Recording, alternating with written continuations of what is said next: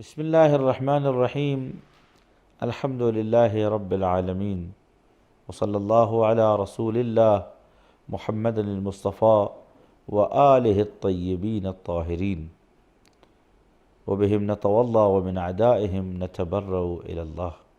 حاضرین و سامعین، تحفہ سلام و مغفرت آپ کی خدمت میں پیش ہے۔ آج ماہ مبارک رمضان کی 25ویں تاریخ ہے۔ ماہ مبارک رمضان کا تیسرا دہا ہے، تیسرا عشرہ ہے۔ احادیث میں آیا ہے کہ حضور سرور کائنات جب ماہ مبارک رمضان کا تیسرا عشرہ آتا تھا تو آپ اپنے گھر سے باہر نکل جایا کرتے تھے اور مسجد نبوی میں آپ معتکف ہو جایا کرتے تھے، اور آپ کی ساری کوششیں اور تلاش اطاعت الہی و مناجات پروردگار میں ہوتی تھی، دنیاوی امور سے بالکل دور ہو جاتے تھے۔ میں نہیں کہتا کہ ہم حضور سرور کائنات جیسے بن جائیں، لیکن حضور سرور کائنات کی راہ اور روش کو اختیار کر کے ہم جز وقتی طور پر تو کم سے کم اس کا تجربہ کر سکتے ہیں، اور آپ دیکھیں گے کہ جو اس راہ میں جس نے قدم رکھ دیا وہ تمام چیزیں بھول جاتا ہے، اور لذت مناجات اور اپنے محبوب یعنی خدا سے گفتگو اور اس سے ملاقات اور لقاء میں تمام چیزیں بھول جاتا ہے، اور تمام لذتیں اس کے لیے پھیکی ہو جاتی ہیں۔ آج کی دعا جو معصومین علیہ السلام نے تعلیم فرمائی ہے وہ حاضر خدمت ہے۔ بسم اللہ الرحمن الرحیم، اللہم اجعلنی فیہ محبا لأولیائک ومعادیا لأعدائک مستنا بسنت خاتم انبیائک یا عاصم قلوب النبیین۔ اس دعا میں پروردگار عالم سے جو معصوم علیہ السلام نے طلب کیا ہے وہ یہ ہے، اللہم اجعلنی فیہ محبا لأولیائک۔ پڑھنے والے، آج کے دن یا اس مہینے میں ہمیں ان لوگوں میں قرار دے جو تیرے دوستوں سے محبت کرتے ہیں، تیرے اولیاء سے رغبت و محبت رکھتے ہیں، ومعادیا لأعدائک، اور پالنے والے تیری بارگاہ میں ہم دست سوال دراز کرتے ہیں، پالنے والے ہمیں ان لوگوں میں قرار دے جو تیرے دشمنوں سے دشمنی اور نفرت رکھتے ہیں، پالنے والے ہمیں ان لوگوں میں قرار دے جنہوں نے سنت رسول خدا کو، تمام انبیاء عظیم ہیں لیکن وہ نبی کہ وہ بہی قد ختموا والفضل الیہ انتہا، تمام خوبیاں آ کے ایک جگہ خیمہ زن ہیں جس کا نام محمد مصطفیٰ صلی اللہ علیہ وآلہ وسلم ہے۔ کیا خوب کہا شاعر مادح آل محمد نے کہ ایک آخری تصویر محمد کی بنا کر صناع ازل نے بھی قلم توڑ دیا۔ ایسی عظیم و کامل شکل، صورت، شمائل اللہ تعالیٰ نے بنائی کہ جس کی سیرت کا کوئی جواب نہیں ہے، جس کے اخلاق کے لیے خود خداوند عالم مدحاں ہے، انک لعلی خلق عظیم، جس کی عظمت و پاکیزگی کے لیے یہی کافی ہے کہ تمام انبیاء کو بھیج کر خداوند عالم لوگوں پر منت پیش کرتا ہے کہ میں نے تمہارے لیے نبی بھیجے ہیں، لیکن یہ وہ آخری نبی ہے جس کو بھیج کر اپنی الوہیت کی دلیل بناتا ہے۔ هو الذی بعث فی الامیین رسولا منہم، وہی ہے، یہ وہ خدا وہی ہے جس نے ایسا رسول بھیجا ہے، یعنی اسے دیکھو تاکہ عظمت خدا یاد آ جائے، اس کی سیرت اپناؤ، اس کی بزرگواری و حلم و کرم دیکھو تاکہ حلم خدا کی جھلک نظر آ جائے۔ پالنے والے ایسے عظیم خاتم اوصیاء، خاتم انبیاء حضرت محمد مصطفیٰ صلی اللہ علیہ وآلہ وسلم کی سنت، سیرت اور ان کی زندگی کے طور طریقے اور اطوار کو ہماری سنت و سیرت میں تبدیل فرما دے، یعنی ویسے ہم زندگی گزاریں جیسے حضور سرور کائنات نے زندگی گزاری ہے۔ یا عاصم القلوب النبیین، اور یہ بھی اس بات کا اشارہ ہے کہ انبیاء علیہ الصلاۃ والسلام کی سیرت پہ اس لیے آنکھ بند کر کے چلا جا سکتا ہے کہ وہاں خطا کا امکان نہیں ہے، وہاں غلطی کا امکان، حتیٰ دل بھی ایک لمحے کے لیے خدا سے دور نہیں ہو۔ جو اس دل نے دیکھا وہ حقیقت ہے، جو اس دل نے پایا وہ حق ہے۔ من الحق نزل الی الحق نزل، آسمان حق سے آیا اور آسمان حق کے سینے پہ قرآن جاگزی ہو گیا۔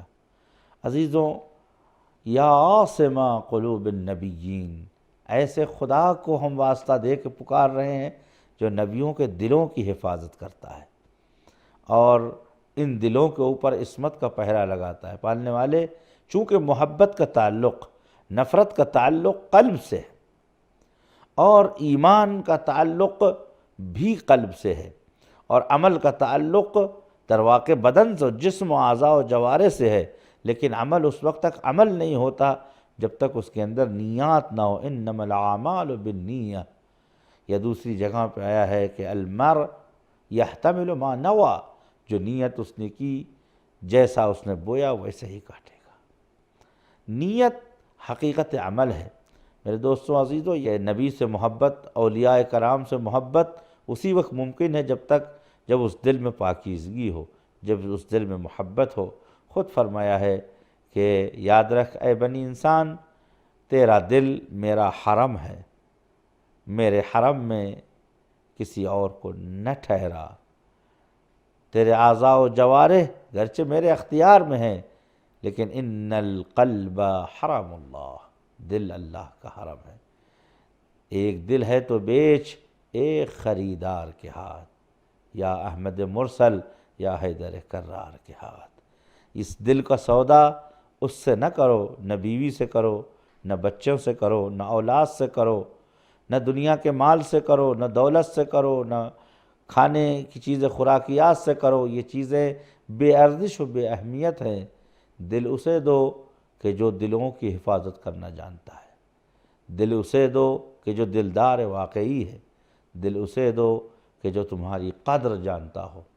میرے خدا، میرے مالک، میرے پالنے والے، تیری عظمت کے لیے یہی کافی ہے کہ تو مومنین کے دلوں کے اوپر راج کرتا ہے۔ اور کسی نے یہ بھی پوچھا کہ این الرب، خدا کہاں ہے؟ یا کسی نبی سے پوچھوایا کہ این انت یا ربی، حضرت موسیٰ ظاہراً فرمایا انا عند المنکسرۃ قلوبہم، میں وہاں ہوں جہاں دل ٹوٹا ہوا ہو، مادیات سے دل ٹوٹ جائے، مجازی تعلقات سے دل ٹوٹ جائے۔ جب یہ دل ساری دنیا سے ٹوٹ جاتا ہے، جب خدا سے جا کے جڑتا ہے، تو اس وقت انسان کی نظر میں صرف اور صرف وہی لوگ عزیز ہوتے ہیں جو عزیزان خدا ہوتے ہیں۔ پالنے والے، اس مہینے میں، اس دن میں مجھے اپنے اولیاء کی محبت نصیب فرما۔ اس دل میں میرے اولیاء کے دشمنوں اور اپنے دشمنوں کی دشمنی اور نفرت نصیب فرما۔ در واقع یہ دعوت عمل ہے۔ ماہ مبارک رمضان میں سنت رسول، سنت ائمہ طاہرین، اعمال صالحہ جب انسان انجام دیتا ہے تو خود بخود نیک اور پاک لوگوں سے اسے محبت ہو جاتی ہے اور برے لوگوں سے نفرت ہو جاتی ہے، برے لوگوں سے بیزاری ہو جاتی ہے۔ لیکن یاد رکھو، برائی سے نفرت کرو، برے سے نہیں، اس لیے کہ یہ برا بھی خلق خدا ہے۔ اگر اس کی ہدایت کر دی جائے تو اس کے دل میں آج بھی توحید کا چراغ جل رہا ہے، اور یہی وجہ ہے کہ امامت کا سلسلہ آج تک جاری ہے، آج تک موجود ہے، کہ ابھی نہ نصاب ختم ہوا ہے اور نہ ہی ہدایت کا دروازہ بند ہے۔ میرے دوستو عزیزو، یہی ایک سرا پکڑ لیجئے، وہ لوگ جو عاشق اہل بیت ہیں، مگر ہم نہیں کہتے ماہ مبارک رمضان میں ہمیں محبت اولیاء پروردگار نصیب فرما۔ وہ لوگ جو دعویٰ کرتے ہیں کہ ہم علی کے چاہنے والے علیہ الصلاۃ والسلام، وہ لوگ جو دعویٰ کرتے ہیں فاطمہ زہرا سلام اللہ علیہا کے شیعہ ہیں، چاہنے والے ہیں، وہ لوگ جو دعویٰ کرتے ہیں کہ اہل بیت کے چاہنے والے ہیں، تو اس چاہنے کا مقصد تو یہی ہے کہ اس مہینے میں معصیت نہ کی جائے، اس مہینے میں عبادت کی جائے، اطاعت کی جائے۔ تو جو لوگ اہل بیت سے محبت کرتے ہیں، ان کی محبت کا انداز زبانی نہیں ہونا چاہیے، انہیں تو یہ سوچنا چاہیے کہ ہمارا محبوب ماہ مبارک رمضان کی راتوں میں کیا کرتا تھا، ہمارا محبوب، ہمارا آقا و مولا ماہ مبارک رمضان کی صبحوں میں کیا کرتا تھا۔ اگر کوئی زریر بن زمرہ سے پوچھے کہ امیر المومنین کیا کرتے تھے، تو فرمایا کہ محراب عبادت پہ کھڑے ہو جاتے تھے اور کہتے تھے آہ من قلت الزاد وطول الطریق وبعد السفر وعظیم المورد، آہ سفر کتنا طولانی ہے، زاد راہ سامان سفر کتنا کم ہے، جس کے سامنے جانا ہے اس کی عظمت کی کوئی حد نہیں، جس منزلوں کو طے کرنا ہے اس میں ہولناکیاں اور ڈر کتنے ہیں، آہ انسان غافل۔ یہ ہے معراج اطاعت و عبادت۔ دوستوں، سامعین، ناظرین، خدا را خواب غفلت سے بیدار ہو جائیے۔ اگر ابھی تک ماہ مبارک رمضان کی سحروں کو آپ نے اپنے لیے سواری سفر سلوک قرار نہیں دیا ہے تو اٹھ جاؤ۔ اگر ابھی تک روزہ نہیں رکھا تو روزہ رکھ لو۔ ابھی تک اگر قرآن کھولا نہیں ہے تو قرآن کے صفحات کھول لو، ابھی باب رحمت کھلا ہوا ہے، ابھی دل کا معاملہ ہے، اب تو دعاؤں اور فضل کی گفتگو ہو رہی ہے، اس لیے کہ خدا حافظ قلوب انبیاء ہے، تمہارے دلوں کی بھی حفاظت کرنا جانتا ہے۔ آنکھ بند کرو اور حصن یعنی قلعہ الہی میں آ جاؤ تاکہ شیطان آپ سے دور ہو جائے۔ ماہ مبارک رمضان کی صبح اور راتیں ختم ہونے سے پہلے اپنے پروردگار کو پہچان لو تاکہ ان لوگوں میں نہ رہو جو قیامت کے دن آواز دیں واہ حسرتاً واہ حسرات، اے کاش اے کاش۔ اہل بیت نے یہ دعاؤں کا سلسلہ اسی لیے رکھا ہے کہ روز قیامت اولیاء اہل بیت کے چاہنے والے اے کاش نہ کریں، بلکہ خوش ہو کے کہیں دیکھو ہم نے سحری کی تھی، دیکھو ہم نے دعائے سحر پڑھی، دیکھو ہم نے اپنے اعزاء اور اقارب سے ملاقات کی، دیکھو فقراء و مساکین کو اپنے طعام میں حصہ دار بنایا، دیکھو ہم نے پڑوسیوں کا خیال رکھا، دیکھو انہی اعمال کا نتیجہ ہے۔ سامعین و ناظرین، انشاءاللہ آپ ماہ مبارک رمضان کی قدر و قیمت کو آج سے بہتر اور بیشتر پہچانیں تاکہ ماہ مبارک رمضان آپ کے لیے بخشش اور آمرزش کا ذریعہ بنے۔ دعاؤں میں ہمیں بھی فراموش نہ کیجیے گا۔ آخر دعوانا الحمدللہ رب العالمین۔ السلام علیکم ورحمۃ اللہ وبرکاتہ۔